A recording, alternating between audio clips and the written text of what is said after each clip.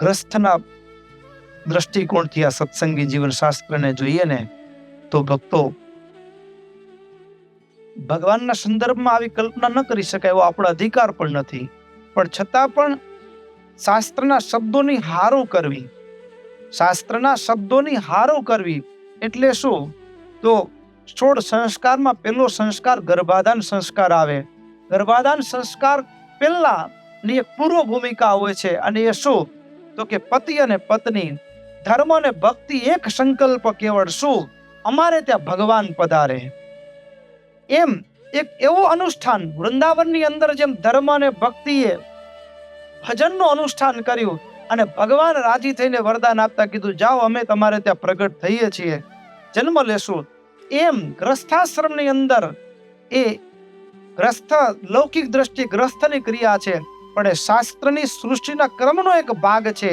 એને કામ નહીં, એક ઈશ્વરનું પ્રકૃતિના સર્જનના ભાગ રૂપે જોઈ અને કડીમાં જ્યારે આપણે જોડાતા હોઈએ ને ત્યારે એની પૂર્વ ભૂમિકા અને પૂર્વ ભૂમિકાના ભક્તો એક સંકલ્પ કરવા જેવો છે, ધર્મ અને ભક્તિના જીવનમાંથી શીખવા જેવું છે. એક પુરસ્ચરણ કર્યા પછી જ્યારે આ બ્રહ્મચર્યનું પાલન કરી અને એક પુરસ્ચરણ કરી અને પછી જો એ ક્રિયામાં, તો શું? હે પ્રભુ, તમે કે તમારા મુક્ત અમારે તે પધારો અને અમારા જીવનને, અરે અમારી આસપાસ રહેનારા સમસ્ત જીવોને, સમસ્ત સૃષ્ટિને પરમાત્મા તમારા સુધી પહોંચવાનો રાહ બતાવે ને એવા કોઈ શ્રેષ્ઠ જીવાત્માને અમારા આંગણામાં આવે એવી અમારી પ્રાર્થના છે. અને એના માટે અમે ગ્રસ્થાશ્રમને આગળ વધારવા માંગીએ છીએ. એવું ભજન કર્યું હોય, એવું પુરસ્ચરણ શ્રેષ્ઠ સંકલ્પની સાથે થાય. સમજ્યા કે ન સમજ્યા?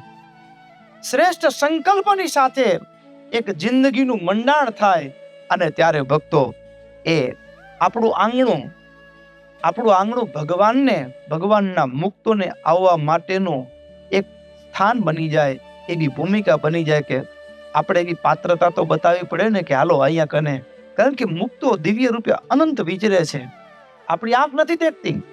કેટલાક ભગવાનની આજ્ઞા પામી છે, ભગવાને કીધું છે કે જાઓ ભૂમંડળમાં આ કામ કરી આવો. કેટલાક મુક્તો ભગવાનની આજ્ઞાને પામીને પૃથ્વી ઉપર જન્મ લેવા માટે જે મરીચ્યાદિક ઋષિઓ અલગ અલગ સ્થાન શોધતા હતા ને, એ રીતે આજે પણ મુક્તો સ્થાન શોધતા હોય. આજે પણ કેટલાક એવા જીવો હોય કે જેના કર્મ એ હવે અંતિમ તબક્કામાં હોય, નાનું અમથું કર્મ હોય, ક્યાંક કોઈ નાની અમથી વાસના હોય, એકાદ જન્મમાં જ પૂરું કરીને ઠાકોરજીના ચરણમાં પહોંચવાની વાત હોય. આવા શ્રેષ્ઠ કક્ષાએ પહોંચેલા જીવો પણ કોઈ એવું સ્થાન શોધતા હોય, ઉત્તમ માતા પિતાની શોધમાં હોય.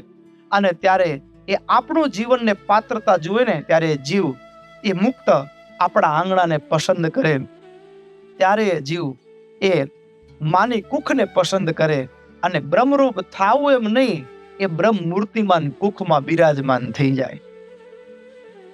બ્રહ્મરૂપ થાવું એમ નહીં, એ બ્રહ્મ મૂર્તિમાન અનંત કોટી બ્રહ્માંડનો નિયંતા મૂર્તિમાન કુખમાં બિરાજમાન થાય, એવી એક ક્ષણની વાત છે.